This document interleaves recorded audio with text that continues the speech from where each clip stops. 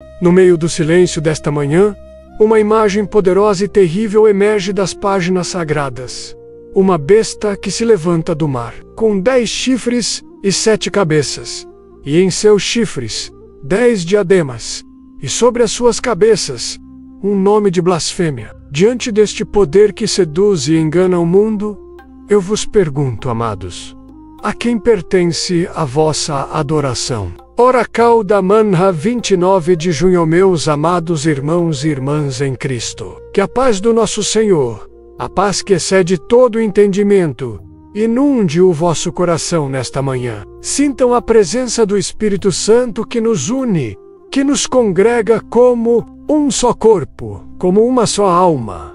Aqui agora, neste santuário virtual, respirem fundo. Deixem que o amor de Deus, como um bálsamo suave, acalme as vossas inquietações. Sei que a palavra de hoje é forte. Sei que ao mencionarmos Apocalipse 13, uma sombra de temor pode tentar se instalar em nossos corações. Mas eu vos peço, com toda a ternura da minha alma, não temais, pois não estamos aqui para mergulhar no medo, mas para nos aprofundarmos na fé. Não para exaltar as trevas, mas para sermos ofuscados pela luz inextinguível de Cristo Jesus. O apóstolo João, exilado na ilha de Patmos, não recebeu esta revelação para nos aterrorizar, mas para nos preparar, para nos alertar, para nos fortalecer. Ele nos mostra a fúria do inimigo para que possamos reconhecer com ainda mais clareza e gratidão a soberania e o poder invencível do nosso Deus. Vamos juntos, em espírito de oração, pedir ao Pai que nos conceda o dom do discernimento. Senhor, nosso Deus e nosso Pai, envia sobre nós o Teu Santo Espírito. Abre os nossos ouvidos para ouvir não apenas com a mente, mas com um coração. Abre os nossos olhos para enxergar além do véu das aparências, para ver a Tua mão soberana guiando a história, mesmo em meio ao caos. Que a Tua palavra, hoje, não seja para nós uma pedra de tropeço, mas uma rocha firme, sobre a qual edificamos a nossa fé. Que ela nos desperte, nos inflame e nos conduza a uma entrega ainda mais profunda e verdadeira a Ti. Em nome de Jesus, o Cordeiro de Deus que tira o pecado do mundo, nós oramos. Amém, meus queridos. O capítulo 13 do Apocalipse nos apresenta 2 bestas. A primeira, que emerge do mar, é a personificação do poder mundano, político, arrogante e blasfemo. A Bíblia a descreve como sendo semelhante ao leopardo, com pés de urso e boca de leão. E diz o texto sagrado que o dragão, a antiga serpente, o próprio Satanás, deu-lhe o seu poder, e o seu trono, e grande poderio, e toda a terra se maravilhou, seguindo a besta. E adoraram o dragão que deu poder à besta, e adoraram a besta dizendo: quem é semelhante à besta? Quem poderá batalhar contra ela? Meus irmãos, como essa passagem ecoa em nossos dias. Quantas bestas se levantam diante de nós, exigindo a nossa lealdade, a nossa adoração, o poder que corrompe, a riqueza que escraviza, a fama que o cega, as ideologias que desumanizam e se colocam no lugar de Deus. Elas se apresentam com uma força avassaladora, com um discurso sedutor, prometendo segurança, sucesso, prazer. Mundo fascinado se curva, o mundo adora. O mundo pergunta: quem pode lutar contra isso? Mas nós, amados, nós temos uma resposta. A nossa resposta não é uma pergunta, é uma declaração de fé. A nossa resposta é Jesus Cristo, o leão da tribo de Judá, a raiz de Davi, que venceu. Não amamos o mundo nem o que no mundo há, porque se alguém ama o mundo, o amor do Pai não está nele. Porque tudo o que há no mundo, a concupiscência da carne, a concupiscência dos olhos e a soberba da vida, não é do Pai, mas do mundo. E o mundo passa, e a sua concupiscência, mas aquele que faz a vontade de Deus permanece para sempre. 1 João 2, 15-17. Nós não podemos servir a dois senhores. Nem ou há de odiar um e amar o outro, ou se dedicará a um e desprezará o outro. Não podeis servir a Deus e a Mamon. Mateus 6:24. Hoje, nesta manhã, diante do trono da graça, reafirmamos a nossa aliança, o nosso coração, a nossa vida. Nossa adoração pertence unicamente ao Senhor, o Deus de Abraão, de Isaque e de Jacó, o Deus que nos amou primeiro. Mas a revelação de João continua, e surge uma segunda besta, que emerge da terra, e esta é, talvez, ainda mais perigosa. Porque ela teme 2 chifres semelhantes aos de um cordeiro, e falava como o dragão. Oh, a sutileza do mal, a perversidade que se veste de inocência, a mentira que se disfarça de verdade. Esta segunda besta é o poder religioso e ideológico que apoia e dá legitimidade ao primeiro. É o falso profeta. Ela opera grandes sinais, a ponto de fazer descer fogo do céu à terra, à vista dos homens. Engana os que habitam na terra com sinais que lhe foi permitido que fizesse. Amados, não se enganem. O inimigo de nossas almas é astuto.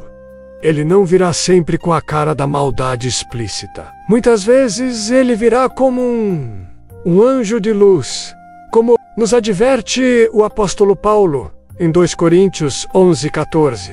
Ele usará discursos de paz, de união, de tolerância, mas o seu fim é a perdição. Ele falará de espiritualidade, mas negará o poder do único nome pelo qual importa que sejamos salvos. Jesus Cristo, o próprio Jesus, nos alertou em Mateus 2, 4 e 24, porque surgirão falsos cristos e falsos profetas, e farão tão grandes sinais e prodígios que, se possível fora, enganariam até os escolhidos. Por isso, meus irmãos, precisamos clamar por um momento de silêncio e reflexão, com uma música suave ao fundo. Senhor, dá-nos olhos para ver e ouvidos para ouvir. Não nos deixes ser levados por todo vento de doutrina. Que o nosso coração esteja tão sintonizado com a tua voz, a voz do bom pastor, que possamos reconhecer de longe a voz do estranho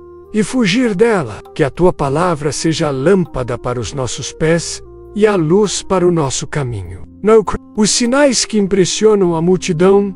Queremos a tua presença que transforma a nossa alma. Não queremos o fogo que desce do céu.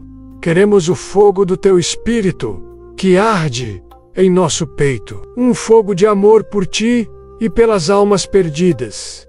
E então, chegamos ao ponto que causa tantos arrepios, a marca da besta. O texto diz que ela faz que a todos, pequenos e grandes, ricos e pobres, livres e servos, lhe seja posto um sinal na sua mão direita, ou nas suas testas, para que ninguém possa comprar ou vender, senão aquele que tiver o sinal, ou o nome da besta, ou o número do seu nome. Apocalipse 13, 16, 17. Durante séculos, os homens tentaram decifrar essa marca, mas mais do que uma tecnologia literal, um chip ou um código, pensem comigo, com o coração aberto. A mão direita simboliza as nossas obras, as nossas ações, o nosso trabalho. A testa simboliza os nossos pensamentos, as nossas crenças, a nossa identidade, a nossa cosmovisão. Ter a marca da besta na mão é agir segundo os princípios deste mundo caído. É trabalhar pela ganância, pela opressão, pelo egoísmo. É usar as nossas habilidades para construir o reino do homem, e não o reino de Deus. Ter a marca da besta na testa é pensar como o mundo pensa. É adotar as suas filosofias, as suas prioridades, as suas mentiras. É ter a nossa identidade moldada pelo sistema, e não pelo Criador. É, em suma, pertencer ao sistema da besta. Mas glória a Deus, aleluia! porque é uma outra marca. Ah, um outro selo! O mesmo livro do Apocalipse, no capítulo 7, nos fala sobre os servos do nosso Deus que foram selados em suas testas. O apóstolo Paulo, em Efésios 1 e 13, nos diz que, em Cristo, depois que ouvimos a palavra da verdade, o evangelho da nossa salvação, e tendo nele também crido, fomos selados com o Espírito Santo da promessa. Este é o nosso selo. Não é uma marca de escravidão, mas um selo de propriedade. Pertencemos a Deus. Fomos comprados por um alto preço. O preço do sangue precioso do Cordeiro Imaculado Jesus Cristo. Lágrimas de emoção e gratidão. Quando o mundo nos pressiona para nos conformarmos, para recebermos a sua marca, para agirmos como eles agem e pensarmos como eles pensam, nós podemos levantar a nossa fronte, não com arrogância, mas com santa ousadia, e dizer: eu já tenho um selo, eu estou selado pelo Espírito Santo, a minha mente pertence a Cristo, as minhas mãos servem ao meu Rei, a minha vida está escondida com Cristo em Deus. Portanto, a escolha desta manhã, e de todas as manhãs, não é entre o medo e a tranquilidade, mas entre duas alianças, dois selos, dois senhores. De um lado, a besta, com todo o seu poder aparente, com a sua sedução, com a sua marca que promete inclusão no sistema do mundo, mas que leva à perdição eterna. Do outro lado, o Cordeiro que foi morto, mas que vive pelos séculos dos séculos, o Cordeiro cujo sangue nos purifica, cujo Espírito nos sela, cujo amor nos garante a vida eterna. Como disseram seus discípulos, diante da perseguição, mais importa obedecer a Deus do que aos homens. Atos 5 e 29. Mesmo quando o Apocalipse nos fala da aparente vitória da besta, a quem foi permitido fazer guerra aos santos venclos, nós lemos a frase mais importante de todo o capítulo. Uma frase que muda tudo. Se alguém leva em cativeiro irá. Se alguém matar a espada, necessário é que a espada seja morto. Aqui está a paciência e a fé dos santos. Apocalipse 13:10. O que isso significa, amados? Significa que a justiça final pertence a Deus. Significa que o mal tem um limite. Significa que mesmo na perseguição, mesmo no sofrimento, mesmo diante da morte, a nossa vitória já está garantida. Porque eles, os santos, o venceram pelo sangue do Cordeiro e pela palavra do seu testemunho. E não amaram as suas vidas até a morte. Apocalipse 12 e 11. A nossa esperança não está em escapar da tribulação, mas em sermos fiéis através dela, sustentados por uma força que não vem de nós. Jesus nos disse, com todo o seu amor: tenho-vos dito isto, para que em mim tenhais paz. No mundo tereis aflições, mas tende bom ânimo. Eu venci o mundo. João 16 e 33. Ele venceu, o Cordeiro venceu, e nós nele somos mais do que vencedores. Por isso, não se desespere, não tema o futuro, não se deixe intimidar pelas notícias, pelas crises, pela aparente ascensão do mal. Levante os seus olhos, fixe os seus olhos em Jesus, autor e consumador da nossa fé.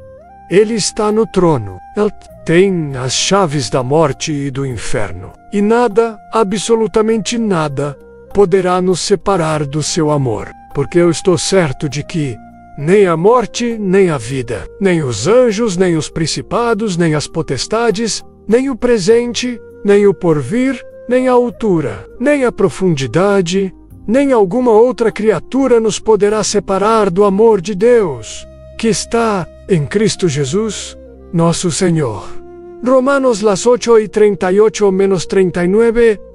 Vamos orar. Uma pausa para a profunda oração pessoal. Pai amado, nós te louvamos, nós te bendizemos, nós te adoramos. Obrigado por esta palavra que nos confronta, mas que, acima de tudo, nos conforta e nos firma na rocha eterna. Perdoa-nos, Senhor, pelas vezes em que flertamos com um mundo, pelas vezes em que nos sentimos tentados a receber a sua marca em nossas ações e pensamentos. Nós renunciamos a todo poder, a toda ideologia, a toda sedução que tenta usurpar o teu lugar em nosso coração. Nesta manhã, nós renovamos a nossa aliança contigo. Nós declaramos que somos teus, selados pelo teu Espírito, comprados pelo sangue do teu Filho. As nossas mentes são cativas à obediência de Cristo. As nossas mãos estão a serviço do teu reino. Que possamos viver este dia e todos os dias de nossa vida, não com o espírito de medo, mas com o espírito de poder, de amor e de moderação, que vem de ti, que sejamos luz em meio às trevas, sal em um mundo insípido, testemunhas fiéis do Cordeiro que venceu. Abençoa cada vida, cada família aqui representada. Guarda-nos do mal, livre-nas do enganador e firma os nossos passos no caminho eterno. Nós te pedimos e já te agradecemos. Em nome do Pai, do Filho e do Santo Espírito. Música queridos, que a paz de Cristo, que excede todo o entendimento, guarde os vossos corações e as vossas mentes. Se esta oração e esta reflexão sobre a soberania de Deus, em meio às adversidades de Apocalipse 13, tocaram o seu coração, eu gostaria de convidá-lo a se juntar à nossa comunidade de fé. Inscreva-se no nosso canal para não perder nenhuma de nossas orações e mensagens diárias. Ative o sininho de notificações, pois assim você será lembrado de separar este tempo precioso para Deus a cada manhã. E se esta palavra foi uma bênção para você, compartilha com seus amigos e familiares. Há tantas pessoas vivendo com medo e ansiedade. E esta mensagem de esperança e fé no Cordeiro Vitorioso pode ser exatamente o que elas precisam ouvir hoje. Por fim, eu gostaria muito de ouvir você. Deixe um comentário abaixo. Conte-nos o que Apocalipse 13 significa para você, ou como Deus falou ao seu coração através desta oração. Se preferir, simplesmente escreva: a minha aliança é com o Cordeiro, para afirmar a sua fé junto com esta comunidade de irmãos. Que o Senhor te abençoe e te guarde. Que o Senhor faça resplandecer o seu rosto sobre ti e tenha misericórdia de ti. Que o Senhor sobre ti levante o seu rosto e te dê a paz. Vão em paz e sirvam ao Senhor com alegria.